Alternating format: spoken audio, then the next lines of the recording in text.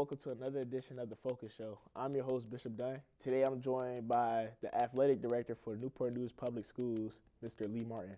Mr. Martin, how are you doing today? Great. How are you? Thanks for having me. I'm doing good. So my first question is, what made you get involved with athletics? Wow. I played athletics. I played sports as a kid growing up.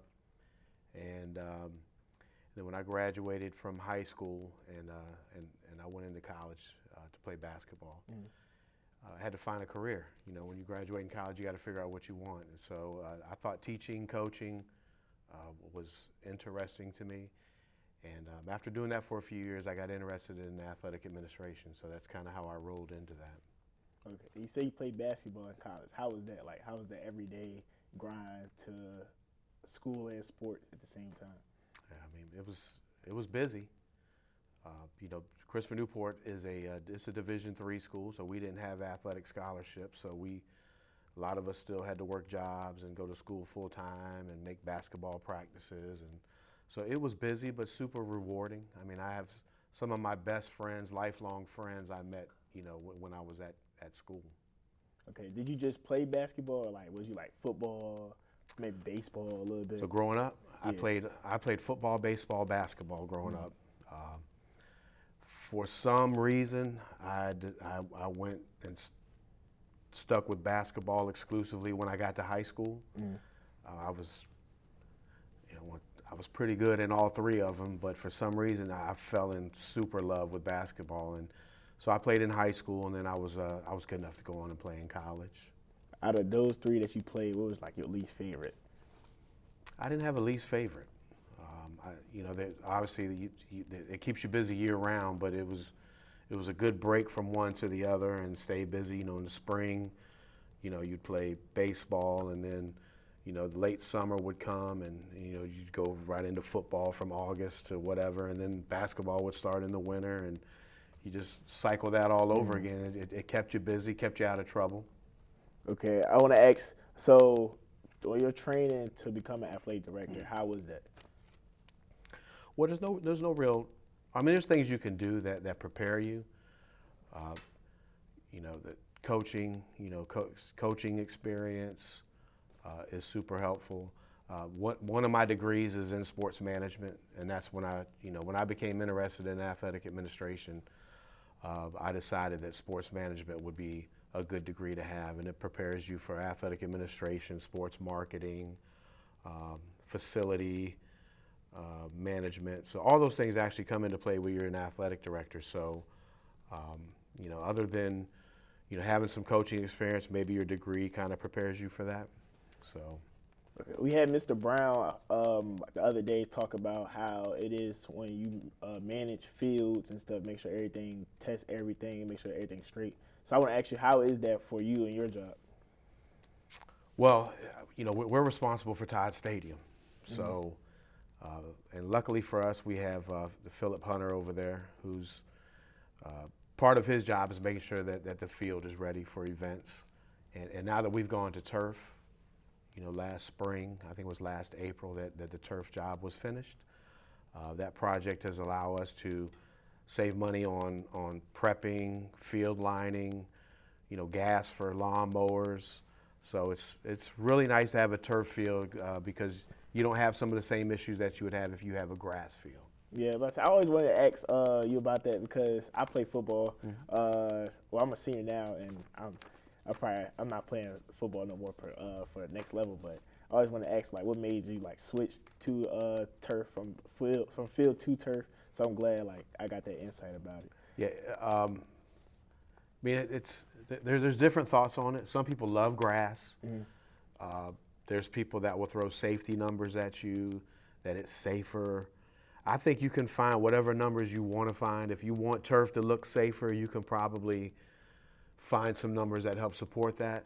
So it's really all in what you believe in. And the great thing about turf is we were able to line it, official permanent lines with soccer, field hockey, and football. So we can host different sports out there at the stadium other than just football. Yeah, I got you. My next question is, who or what was your biggest influence to becoming an athletic director? probably the athletic director I replaced at Kecoughtan High School, which was my first job as an athletic director. Because when I coached there, he was my athletic director. And then again, when I decided to switch gears and go into athletic administration, I kind of worked under him a little bit for a year, just kind of shadowed him through some things. And he was an athletic director for 24 years at Kecoughtan. So a lot of experience, a lot of connections. So I'd say starting out, he was probably my biggest influence in the field. Okay. We'll have more with Mr. Lee Martin after these messages. And welcome back to the Virginia High School 1600 meter state championship. As we get back to the action, we see Miles Monpoint is gaining on Antonio Boyd for the first place finish. Oh! Miles Monpoint just tripped Antonio Boyd. But Trayvon is helping him up right now. Trayvon is helping him up as Trayvon just sacrificed his third place finish to help out Antonio Boyd. Yeah, that right there is kindness and excellent sportsmanship right there by Trayvon.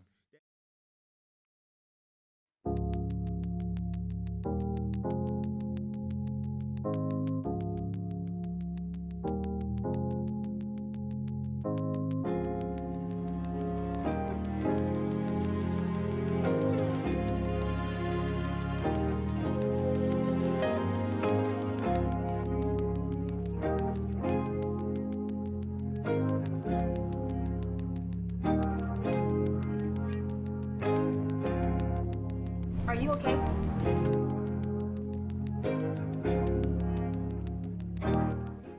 Welcome back to the Focus Show. I'm your host, Bishop Dunn. Alongside me, I have my special guest, Mr. Lee Martin. So, Mr. Martin, I want to ask, I know GPA requirements to play different types of sports varies between different schools. So I want to ask you, what is your job when determining what GPA does a person need to play a specific sport? That doesn't really come from me, but Newport News does have a policy for grades. So does the VHSL, which oversees all of the athletics in the state. The VHSL policy is pretty standard. It says that you have to be currently enrolled in 5 classes, and you need to have passed 5 classes the previous semester of whatever sport you're in. Newport News adds a 2.0 on top of that as far as your GPA, and I think we allow, you can have a current 2.0 from the previous semester, or you can have a cumulative 2.0 if you had a rough semester leading up to that sport you play. So it's a pretty standard across the board. Each school doesn't get to decide what eligibility looks like. It's set by the state, and then every school division adds something, could if they want to add something onto that, like we do with the 2.0.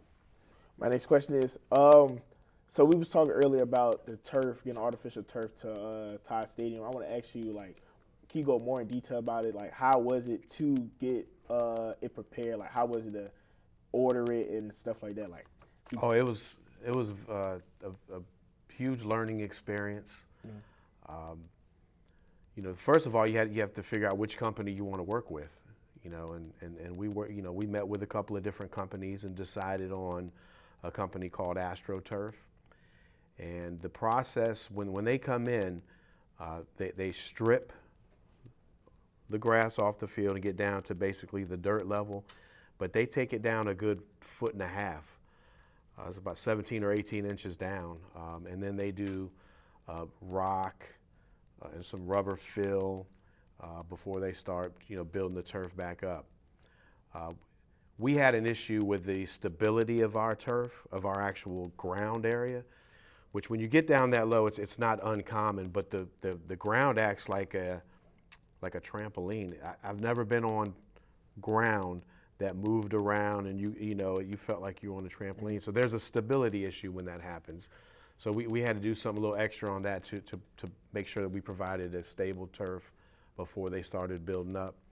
And then, once you decide on what level turf you want, there's different levels.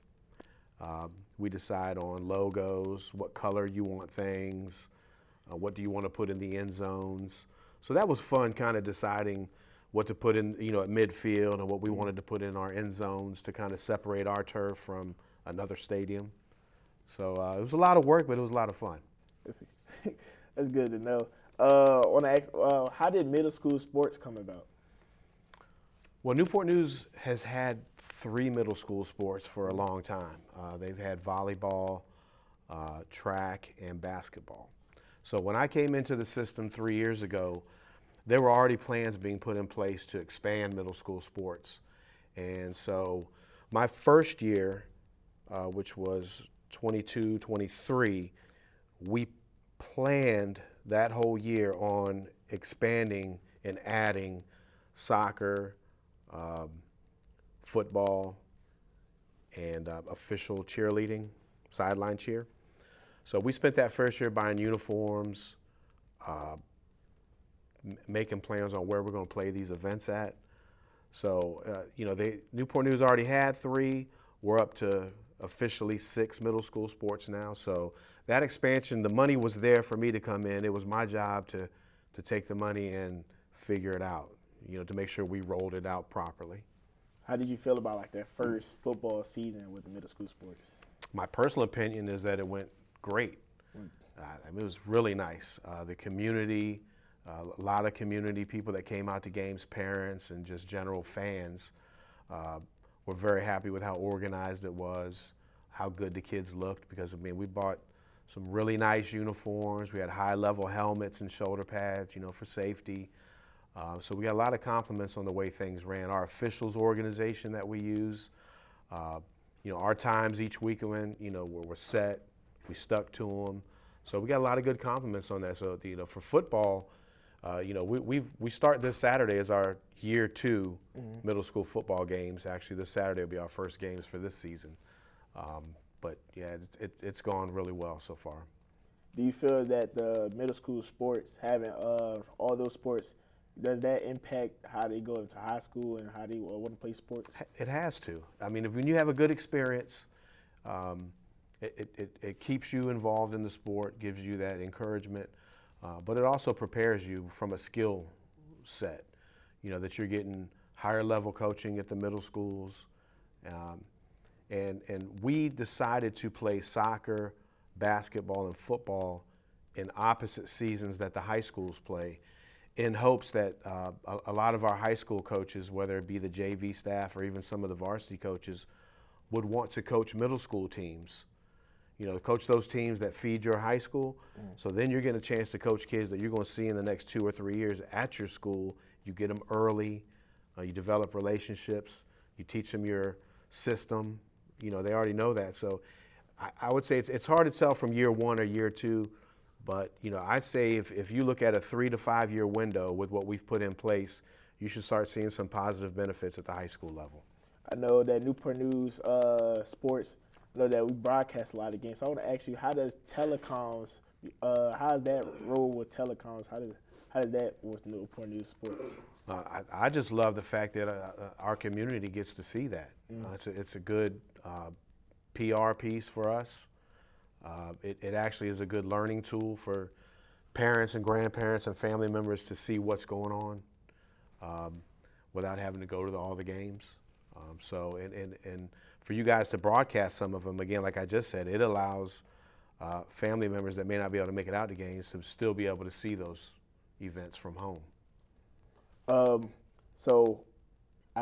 My last question for you is, live streaming is very important in today's sports. How does telecom's ability to live stream impact VHSL sports? Well, for all the same reasons I just said. I think the big one, though, like when our teams move into postseason, regional and state events, where the state requires you to live stream, you guys are there for us. It's just made it real nice and easy, to get with Mr. Price and say, hey, we've got an event here. It's a state semifinal or a state quarterfinal. Here's what time it is. We have to live stream it. Are you guys available? Because if you weren't, then we'd have to go in another direction. But you've always been available, and it's nice to be able just to, make a phone call over here and say, if you guys can make it. You guys have always done the middle school championship events. It's just a great PR piece. Plus, it gets it out to the community what's going on, positive news. We would like to thank Mr. Lee Martin for joining us today on this edition of The Focus Show. I'm your host, Bishop Dunn, and we'll see you next time on another edition of the Focus Show.